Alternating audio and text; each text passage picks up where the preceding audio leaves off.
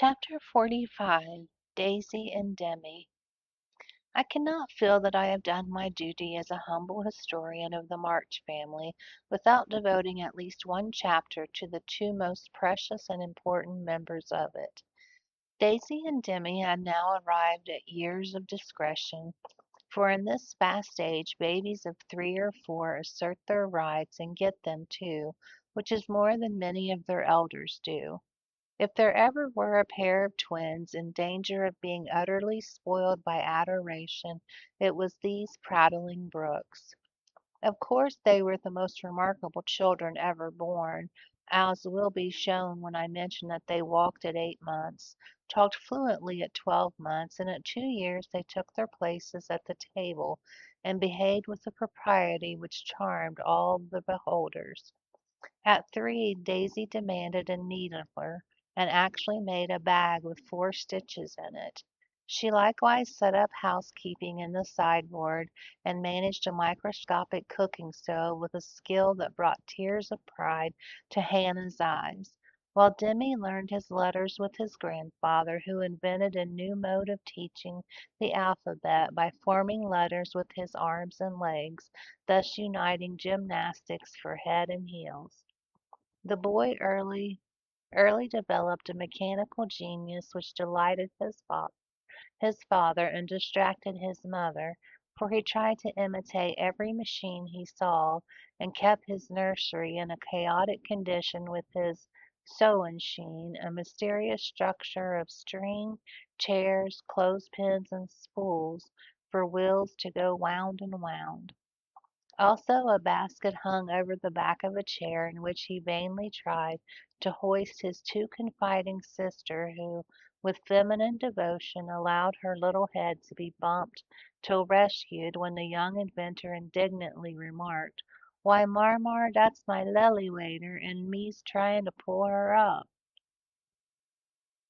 Though utterly unlike in character, the twins got on remarkably well together, and seldom quarreled more than thrice a day. Of course Demi tyrannized over Daisy, and gallantly defended her from every other aggressor, while Daisy made a galley slave of herself, and adored her brother as the one perfect being in the world. A rosy, chubby little sunshiny little soul was Daisy, who found her way to everybody's heart and nestled there. One of the captivated children who seemed made to be kissed and cuddled, adorned and adored like a little goddess, and produced for general approval on all festive occasions. Her small virtues were so sweet that she would have been quite angelic if a few small naughtinesses had not kept her delightfully human. It was all fair weather in her world, and every morning she scrambled up to the window in her little nightgown to look out and say, no matter whether it rained or shone, "Oh, pity day, oh, pity day." Everyone was a friend, and she offered kisses to a stranger so confidently that the most inveterate bachelor relented, and baby lovers became faithful worshippers. "Me loves everybody," she once said, opening her arms with her spoon in one hand and her mug in the other, as if eager to embrace and nourish the whole world.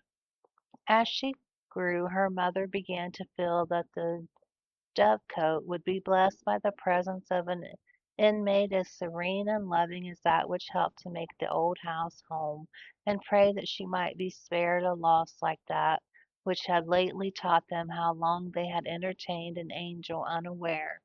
Her grandfather often called her Beth, and her grandmother watched over her with an untiring devotion, as if trying to atone for some past mistake which no eye but her own could see. Demi, like a true Yankee, was of an inquiring turn, wanting to know everything, and often getting much disturbed because he could not get satisfactory answers to her perpetual "What for?" And he possessed a philosophic bent, to the great delight of his grandfather, who used to hold Socratic conversations with him, in which the precious pupil occasionally posed his teacher, to the undisguised satisfaction of the womenfolk. What makes my legs go, Grandpa? Asked the young philosopher, surveying those active portions of his frame with a meditative air while resting after a go-to-bed frolic one night. It's your little mind, Demi, replied the sage, stroking the yellow head respectfully. What's a little mind? It is something that makes your body move, as a spring made the wheels go in my watch when I showed it to you. Open me, I want to see it go wound. I can't do that any more than you could open the watch. God winds you up and you go till he stops you. Does I? Said Demi's brown eyes grew big and bright as he took in the new thought. Is I wounded up like the watch?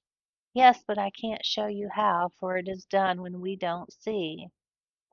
Demi felt his back as if expecting to find it like that of the watch, and then gravely remarked, I des Dodd does it when I sleeps. A careful explanation followed, to which he listened so intently that his anxious grandmother said, My dear, do you think it wise to talk about such things to that baby? He's getting great bumps over his eyes and learning to ask the most unanswerable questions. If he is old enough to ask the questions, he is old enough to receive true answers. I am not putting the thoughts into his head, but helping him fold those already there. These children are wiser than we are, and I have no doubt the boy understands every word I have said to him. Now, Demi, tell me where you keep your mind.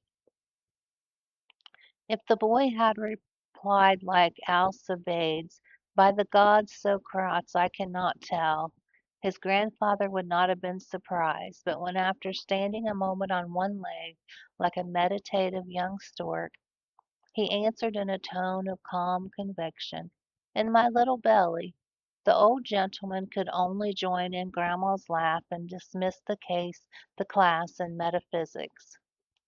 There might have been cause for maternal anxiety if Demi had not given convincing proofs that he was a true boy as well as a budding philosopher, for often after a discussion which caused Hannah to prophesy with ominous odds, "That child ain't long for this world," he would turn about and set her fears at rest by some of the pranks to which dear, dirty, naughty little rascals distract and delight their parents' souls. Meg made many moral rules and tried to keep them, but what mother was ever proof against the winning wiles, the ingenious evasions, or the tranquil audacity of the miniature men and women who so who so early show themselves accomplished artful dodgers? No more raisins, Demi, they'll make you sick, says Mamma to the young person who offers his services in the kitchen with unfailing regularity on plum pudding day. Me likes to be sick. I don't want to have you, so run away and help Daisy make patty cakes.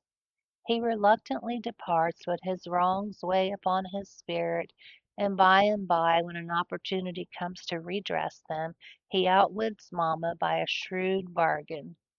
Now you have been good children, and I'll play anything you like, says Meg, as she leads her assistant cooks upstairs when the pudding is safely bouncing in the pot.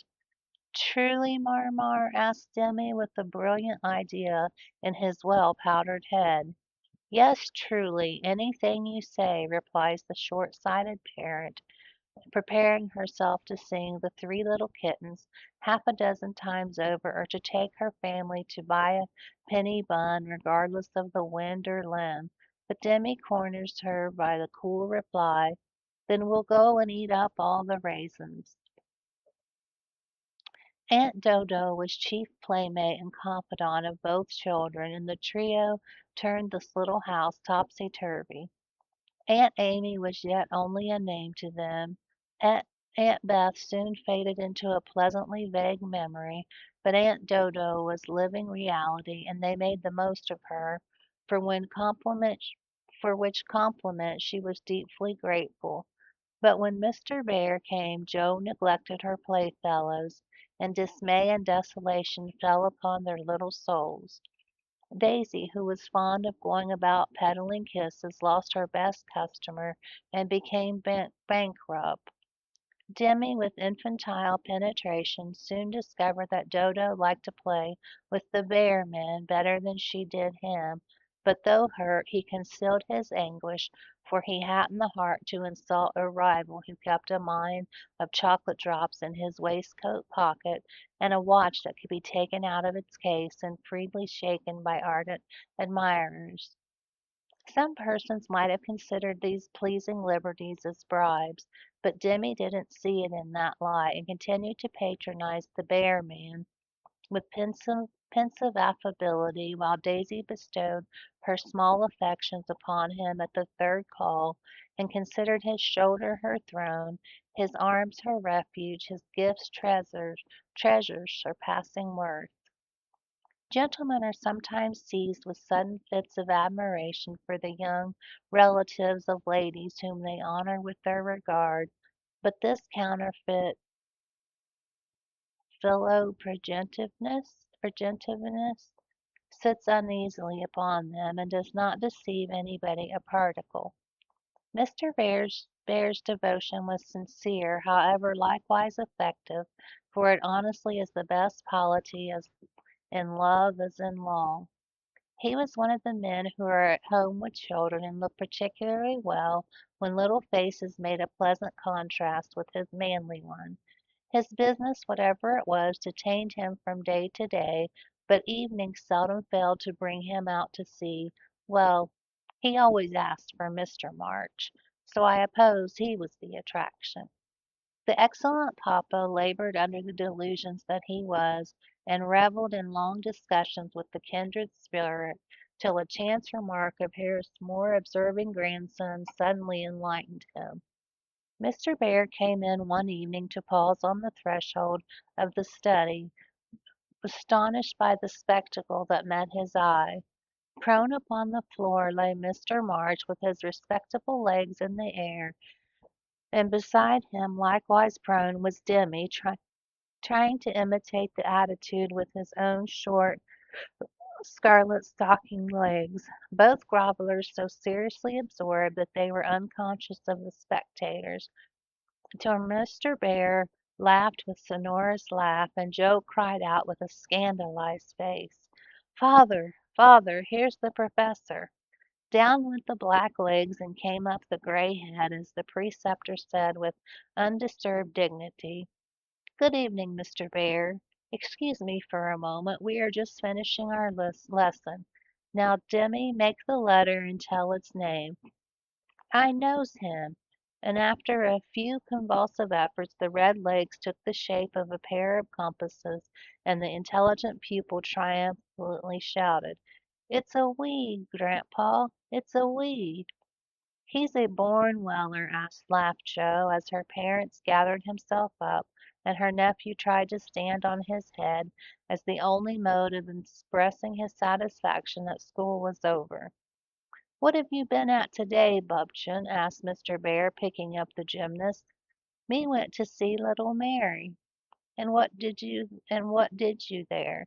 "I kissed her," began Demi, with artless frankness.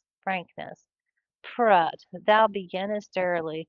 What did the little Mary say to that?" asked Mr. Bear, continuing to confess the young sinner who stood upon his knee, exploring the waistcoat pocket. "Oh, she liked it, and she kissed me, and I liked it." "Don't little boys like little girls?" asked Demi, with his mouth full and an air of bland satisfaction. "Oh, you precocious chick, who put that into your head?" said Joe, enjoying the innocent revelation as much as the professor. "'Tisn't in my head, it's in my mouth," answered literal Demi, putting out his tongue with a chocolate drop on it, thinking she alluded to the confectionery, not ideas. "Thou shouldst save some for the little friend. Sweets to the sweet, manling," and Mr. Bear offered Joe some, with a look that made her wonder if chocolate was not the nectar drunk by the gods. Demi also saw the smile, was impressed by it, and artlessly inquired, "Do great boys like great girls too, Fessor?"